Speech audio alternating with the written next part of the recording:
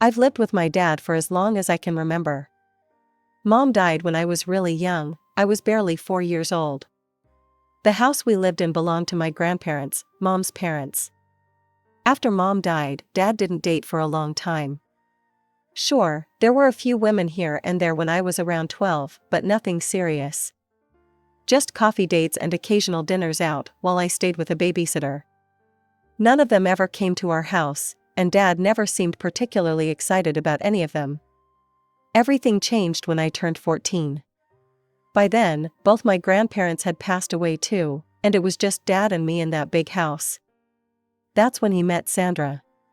"Ruby, honey, I want you to meet someone special," Dad said one evening. He had this nervous smile on his face that I'd never seen before. "This is Sandra." Sandra was tall and elegant, with perfectly styled blonde hair and manicured nails. But what caught my attention were the two people standing behind her, her kids. "These are my children," Sandra said with a practiced smile. "James is in his first year of college, and this is Melissa, she's 16. James barely looked at me, too busy texting on his phone. Melissa, though, she made eye contact all right. Later that same day, she cornered me in the kitchen. "Look," she said, crossing her arms. "Just because our parents are dating doesn't make us sisters or friends or whatever. Let's keep our distance, okay?" Things moved fast after that. Within 6 months, Dad and Sandra were married, and they all moved into our house. It was weird how quickly our spacious home suddenly felt cramped. James took over the guest room, Melissa got the study that we converted into a bedroom, and Sandra's stuff seemed to multiply overnight, filling every available space. The bathroom situation became a nightmare. Either Sandra was in there doing her hour-long beauty routine, or Melissa was hogging it for her endless selfie sessions. I started waking up an hour earlier just to make sure I could shower before school. But I didn't complain. Not when I saw how Dad's face lit up every time Sandra walked into the room. Not when he started humming while making breakfast, or when he actually started leaving work on time to have dinner with all of us. He was happy, really, genuinely happy, for the first time since Mom died. Everything changed when Dad got his big promotion. He came home one evening, practically bouncing with excitement, his tie loose around his neck and a huge grin on his face. "Regional Sales Director," he announced during dinner. Can you believe it? Sandra immediately started talking about buying a new car and renovating the kitchen, but I was stuck on the part where Dad mentioned extensive travel. Turned out extensive meant he'd be gone for weeks at a time, sometimes even a month. The first time Dad left for a business trip, the change in Sandra was like a switch being flipped. The moment his car pulled out of the driveway, she turned to me with this look I'd never seen before. "Ruby," she said, her voice stern. "We need to establish some ground rules while your father is away." Those ground rules turned out to be a long list of chores and restrictions. I had to be home by 4:30 p.m. sharp, no exceptions. Not even for study groups or school activities. "But I have volleyball practice on Thursdays," I protested. "Then you'll have to quit," Sandra replied without missing a beat. "Someone needs to help with dinner and housework." The first few days were rough. I'd rush home from school, barely having time to catch my breath, before Sandra started barking orders. "The floors need mopping, Ruby. These windows are filthy, Ruby. Start chopping the vegetables for dinner, Ruby." Meanwhile, Melissa would sprawl on the couch, phone in hand, giggling at whatever her latest boyfriend had texted. James was rarely home, but when he was, he'd leave his dishes in the sink and his laundry for someone else to do. One evening, while scrubbing pots while Melissa watched TikTok videos at full volume, I finally spoke up. "Why doesn't Melissa have to help with any of this?" Sandra's head snapped up from her magazine. "Melissa needs to focus on her college preparations. She can't waste time on housework." "But she's just what?" Sandra's voice had that dangerous edge to it. I glanced at Melissa, who was now filming herself doing some dance trend, definitely not studying. "Nothing," I mumbled, turning back to the dishes. The worst part wasn't even the endless chores or the unfair treatment. It was how Sandra would completely transform whenever Dad called or came home. She'd put on this exhausted act, slumping in her chair and sighing dramatically. "Oh, honey, you have no idea how hard it's been," she'd say when Dad walked through the door. "Managing the house all by myself, taking care of everything." And Dad, sweet, oblivious Dad, would kiss her forehead and pull out some gift he'd bought during his trip, a designer handbag, expensive perfume, or jewelry that probably cost more than all my belongings combined. "You're such a trooper," he'd say, while she preened and showed off her latest present to Melissa. "I don't know what we'd do without you." I'd stand there in the background, my hands raw from cleaning, homework still waiting to be done, watching this performance play out. Sometimes I caught Melissa smirking at me from behind her phone, but I kept my mouth shut. What was the point of saying anything? Dad was happy, successful, and in love. The years crawled by, and before I knew it, I was in my senior year of high school. James had graduated college 2 years ago, but was still living at home, claiming he was looking for the right opportunity. Mostly this meant playing video games in his room and occasionally going on interviews that mysteriously never worked out. Melissa was in her 3rd year at the local college, which meant she too was still at home, maintaining her reign over the bathroom and continuing her tradition of never lifting a finger to help. My 18th birthday came around in early spring. I didn't expect much. Sandra had made it clear that excessive celebration wasn't necessary. "We'll just have a small family dinner," she announced, not bothering to look up from her phone. "No need to waste money on a big party." I tried not to think about Melissa's 18th birthday 2 years ago. That had been a whole different story, a rented venue, professional catering, DJ, and about 100 guests. Sandra had spent weeks planning it, making sure every detail was perfect. Dad was home for my birthday dinner at least, though he left for another business trip the next day. "Sorry, princess," he said, hugging me goodbye. "Duty calls. We'll celebrate properly when I get back." I focused on graduation prep after that, finalizing college applications, ordering my cap and gown, the usual senior year stuff. Everything seemed normal until that dinner, about a week after Dad left. We were all sitting around the table, me, Sandra, James, and Melissa. I was pushing my peas around my plate, trying to tune out Melissa's endless chatter about her latest drama with her boyfriend, when Sandra cleared her throat. "Ruby," she said, folding her hands on the table. "We need to have a serious conversation." I perked up, thinking maybe she wanted to discuss college plans. I'd been avoiding the topic with her, but maybe she was finally showing some interest in my future. "Now that you're 18, she continued, her voice syrupy sweet, "you're legally an adult. And adults have responsibilities.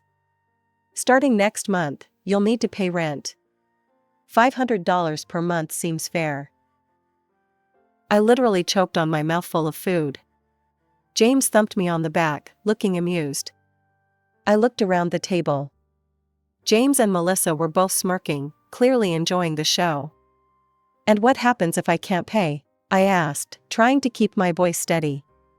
Sandra's smile widened. "Well, then you'll need to find somewhere else to live, won't you? We can't have freeloaders in this house." I sat at the dinner table, my food now completely cold, as Sandra's words hung in the air. The unfairness of it all, the years of being treated like a servant while her children lounged around, and now this, something inside me finally snapped. "So let me get this straight," I said, my voice surprisingly calm. "James, who graduated college 2 years ago and spends his days playing video games, doesn't have to pay rent. Melissa, who's in her 3rd year of college and has never done a single chore in this house, also doesn't have to pay rent. But I do? I've made the decision that my children don't need to pay rent while they're getting established," Sandra replied, dabbing her mouth with a napkin. A strange sort of calm came over me then. Maybe it was all the years of bottled-up frustration, or maybe it was just time for the truth to come out. I felt myself smile, not my usual attempt to keep the peace smile, but something different, something that made Sandra's own smile falter slightly. "Well, that's interesting," I said, leaning back in my chair. I won't be paying rent because this is my house. The silence that followed was deafening. Then James started laughing, followed by Melissa's high-pitched giggle. Sandra joined in too, but her laugh had an edge to it. "What are you talking about?" she asked between chuckles.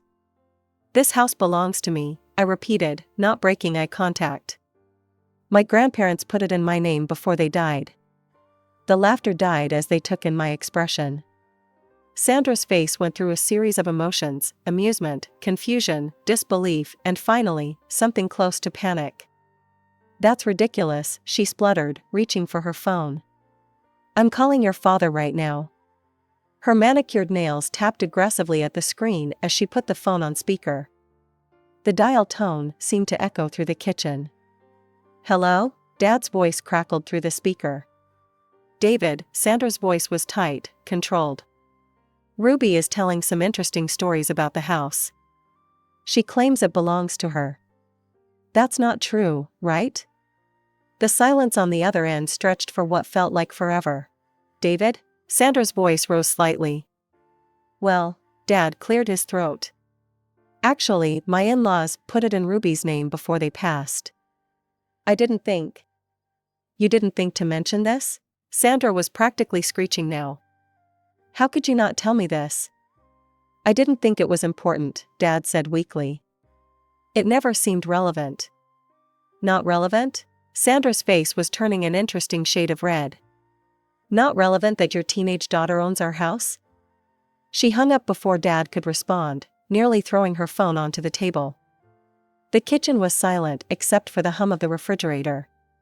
James and Melissa were staring at me like they'd never seen me before. Sandra took several deep breaths, visibly trying to compose herself. When she finally spoke, her voice was artificially bright, though I could hear it trembling slightly. "Well," she said, forcing a laugh that sounded more like a hiccup. "This has all been a big misunderstanding. Of course you don't need to pay rent, Ruby. Let's just forget this whole conversation happened, shall we?" I'd lost my appetite completely. Without a word, I stood up and left the kitchen, heading for the stairs. As I climbed to the second floor, I could hear urgent whispers coming from below, Sandra's harsh whispers mixing with James and Melissa's agitated voices. By 6 the next morning, I was already awake, staring at my ceiling and thinking about how everything had changed in just a few hours. Around 7, I heard movement downstairs, the familiar sound of Sandra making her morning coffee. I was about to head down for breakfast when I heard her voice floating up from the living room. She was on the phone, her tone hushed but intense. "David, you need to do something about this situation," she was saying. "Your daughter can't just. We need to get her to leave." I froze on the stairs, holding my breath to hear better. "I know it's her house, David," Sandra continued, frustration evident in her voice. "But she's making things difficult. She doesn't fit in here anymore. She's becoming a problem." There was a pause while Dad spoke. Even from where I stood, I could hear the uncertainty in his voice.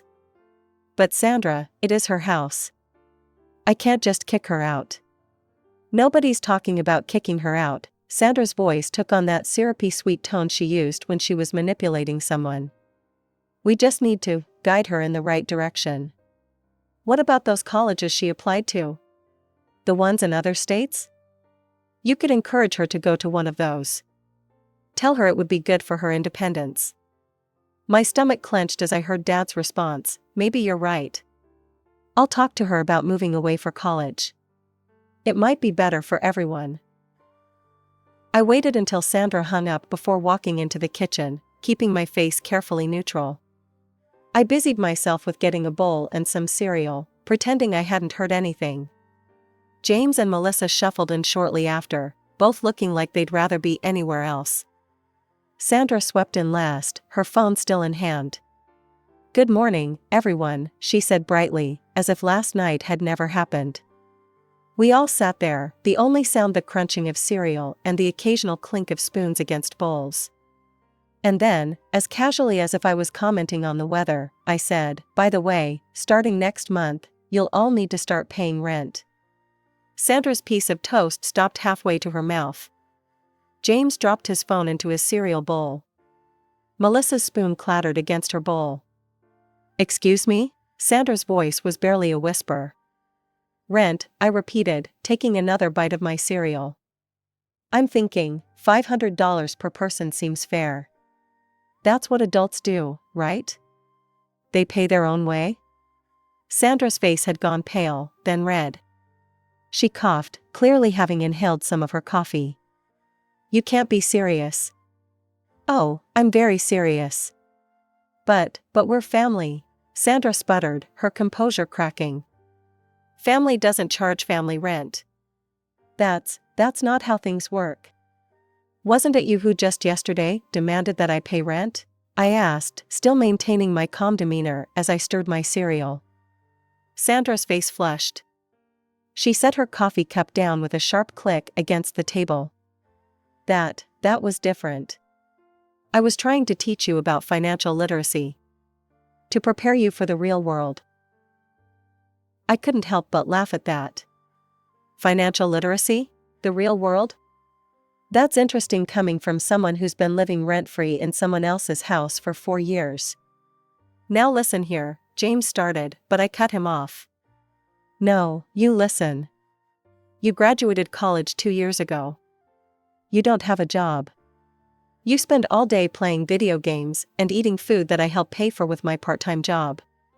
Maybe it's time for you to learn about financial literacy too." I turned to Melissa. "And you? When was the last time you even did your own laundry?"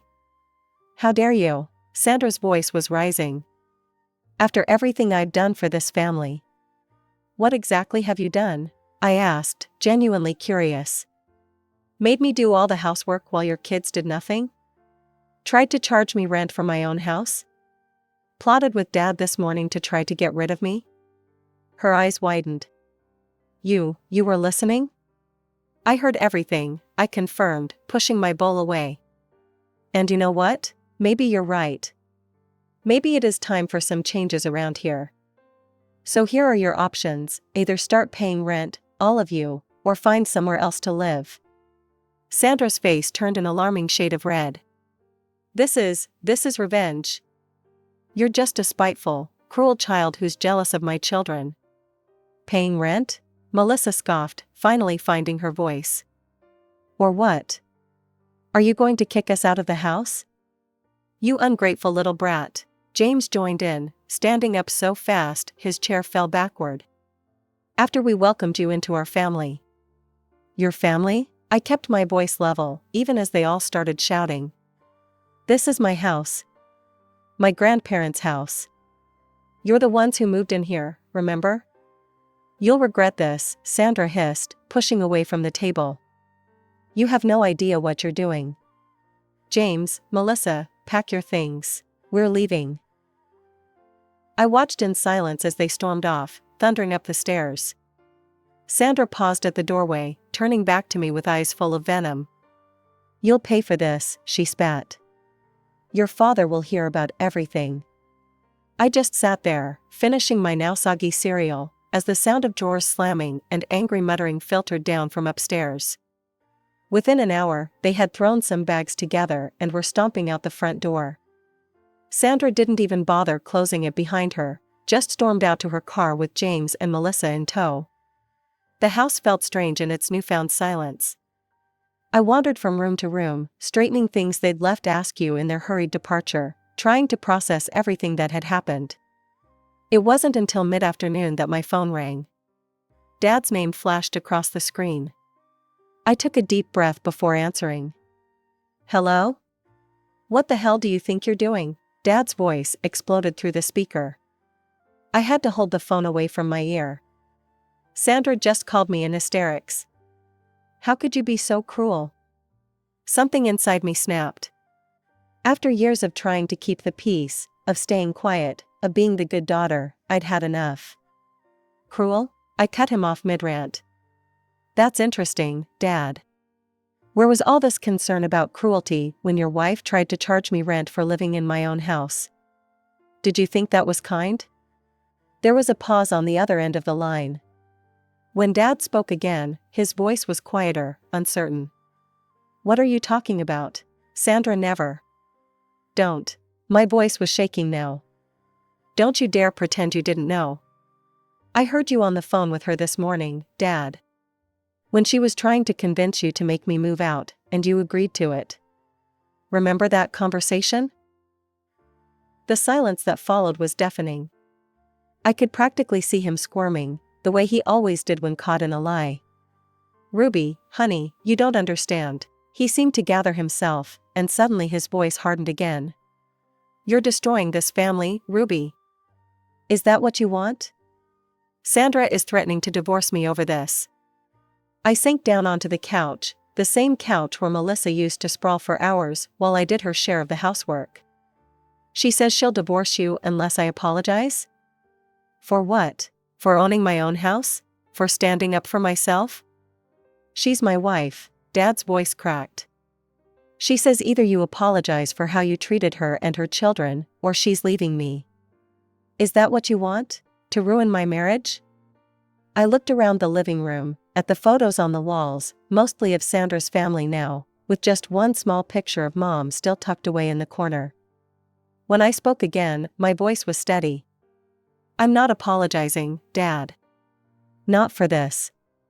The line went dead, he'd hung up on me. My graduation day came and went like a blur. The ceremony was beautiful, but the empty seats in the family section felt like a physical weight on my chest. My best friend Sarah's parents took photos of us together and invited me to their celebration dinner. They didn't mention the obvious absence of my family, but their hugs lasted a little longer than usual. I spent the next couple of days sorting through college acceptance letters and trying to figure out my next steps. The house felt both empty and peaceful, until a familiar car pulled into the driveway one afternoon. Dad got out first, followed by Sandra, James, and Melissa. They looked like they were headed to a business meeting rather than visiting family, all dressed up and wearing identical stern expressions.